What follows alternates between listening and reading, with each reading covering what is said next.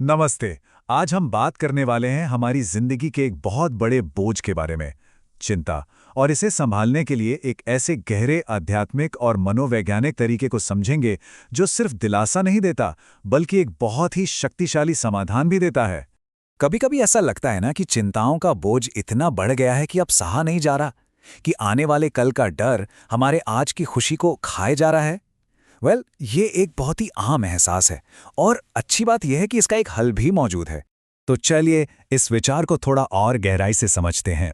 देखिए, ये सिर्फ कुछ अच्छी बातें सुनकर मन को बहलाने जैसा नहीं है, बल्कि ये जीवन को देखने का पूरा नजरिया बदलने की बात है।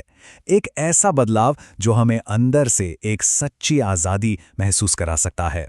असल में हमारी सबसे बड़ी मुश्किलों में से एक ये है कि हम हर समस्या, हर जिम्मेदारी का बोझ अपने ही कंधों पर उठा लेना चाहते हैं, और नतीजा, हम थक जाते हैं, डरने लगते हैं और धीरे धीरे अंदर से टूटने लगते हैं। सब कुछ कंट्रोल करने की इस दौड़ में हम असल में खुद को ही खो देते हैं। तो आखिर ये चिंता है क्या? असल में ये उस गहरी इच्छा से पैदा होती है जहां हम चाहते हैं कि हर चीज हमारे कंट्रोल में हो, हर नतीजा ठीक वैसा ही हो जैसा हमने सोचा है। नियंत्रण की यही भूख हमें अंदर ही अंदर बेचैन कर देती है। और बस यहीं पर कृष्ण का दर्शन एक बहुत ही रेवोल्यूशनरी सॉल्यूशन पेश करता है। सुनने में एक छोटा सा वाक्य लगता है, कृष्ण पर छोड़ दो, लेकिन ये एक पावरफुल मंत्र की तरह काम करता है। ये हमें सिखाता है कि कैसे अपने काम पूरी लगन से करके उसके नतीजे को एक बड़ी शक्ति को सौंप देने से मन को एक गहरी शांति मिल सकती है। और ये सोच भगवद गीता के इस बहुत ही प्रसिद्ध श्लोक का सार है। मतलब पॉइंट ये है कि हमारा पूरा फोकस सिर्फ अपने काम पर होना चाहिए, उसके नतीजे पर नहीं। क्योंकि जैसे ही हम फल से, रिजल्ट से जुड़ते हैं, चिंता ठीक वहीं से पैदा हो जाती है। चलिए अब इस समस्या की जड़ तक चलते हैं। याद है अर्जुन, युद्ध के मैदान में वो भविष्य की चिंताओं से घिरकर पूरी तरह हेल्पलेस हो गए थे। ठीक वैसे ही हमारा मन भी कई वजहों से चिंता के इस जाल में फंस जाता है। हमारी चिंता के 4 मेन सोर्स होते हैं। पहला, हर चीज को कंट्रोल करने की हमारी जिद। दूसरा, नतीजों से बहुत ज्यादा अटैचमेंट या उम्मीदें लगा लेना। तीसरा, हमारा ईगो जो बार बार कहता है कि सब कुछ मैं ही कर रहा हूं। और चौथा, लगातार दूसरों से खुद को कंपेयर करने की आदत। यहां एक बहुत ही गहरा बदलाव आता है। कृष्ण ने अर्जुन को कर्ता यानी करने वाले के ईगो से निकालकर निमित्त यानी सिर्फ एक माध्यम होने का एहसास दिलाया। सोचकर देखिए, जब कोई खुद को सिर्फ एक माध्यम समझता है तो ना तो सफलता का अहंकार सिर पर चढ़ता है और ना ही असफलता का बोझ दिल पर भारी पड़ता है।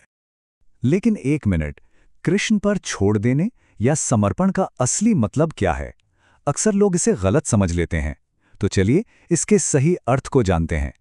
समर्पण का मतलब हाथ पर हाथ रखकर बैठ जाना बिल्कुल नहीं है। नहीं, इसका असली मतलब है अपना काम पूरी ईमानदारी और पूरी मेहनत से करना, और फिर उसके नतीजे को पूरी तरह से ईश्वर पर छोड़ देना। ये भागना नहीं है, ये एक एक्टिव फेथ है। समर्पण का मतलब है मुश्किलों का सामना हिम्मत से करना, उनसे भागना नहीं। भागना डर की निशानी है, जबकि समर्पण एक गहरे विश्वास से पैदा होता है जो हमें अंदर से मजबूत बनाता है और शांति देता है। तो अब सवाल ये उठता है कि इस गहरी सोच को हम अपनी रोजमर्रा की जिंदगी में अपना कैसे सकते हैं। चलिए कुछ बहुत ही आसान कदम देखते हैं जो इस विश्वास को बनाने में हमारी मदद करेंगे। ये एक बहुत ही सरल 3 स्टेप की प्रैक्टिस है। पहला, अपना काम पूरी लगन और ईमानदारी से करें। दूसरा, रात को सोने से पहले अपने दिन भर के कामों और उनके नतीजों को मन ही मन ईश्वर को डेडिकेट कर दें। और तीसरा, जो मिला उसे प्रसाद समझकर स्वीकार करें और जो नहीं मिला उसे एक बड़ी योजना का हिस्सा मानकर शांत रहें। और जब ये प्रैक्टिस हमारी आदत बन जाती है ना, तो अंदर एक कमाल का बदलाव आने लगता है। जिंदगी की मुश्किलें तो वही रहती हैं, पर उन मुश्किलों को देखने का हमारा नजरिया वो पूरी तरह बदल जाता है। इस बदलाव से पहले क्या होता था?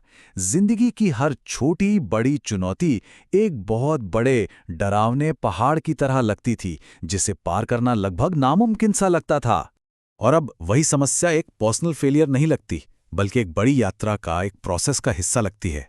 यही पता चलता है कि सिर्फ नजरिया बदलने में कितनी बड़ी ताकत छुपी है। और इस बदलाव के जो फल हैं वो हमारी जिंदगी में साफ साफ दिखने लगते हैं।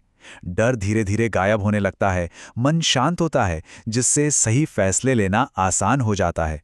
शिकायतें कम हो जाती हैं और समाधान नजर आने लगते हैं, और चेहरे पर एक अलग ही सुकून दिखाई देता है। और आखिर में ये एक बहुत ही शक्तिशाली सच है। जहां कृष्ण है, यानी जहां गहरा विश्वास है, वहां डर के लिए कोई जगह ही नहीं बचती। विश्वास डर को जड़ से खत्म कर देता है। तो अब सवाल ये उठता है, इस सब को समझने के बाद आज ऐसी कौन सी एक चिंता है जिसे कृष्ण को सौंपने का पहला कदम उठाया जा सकता है? इस पर सोचिएगा जरूर। धन्यवाद।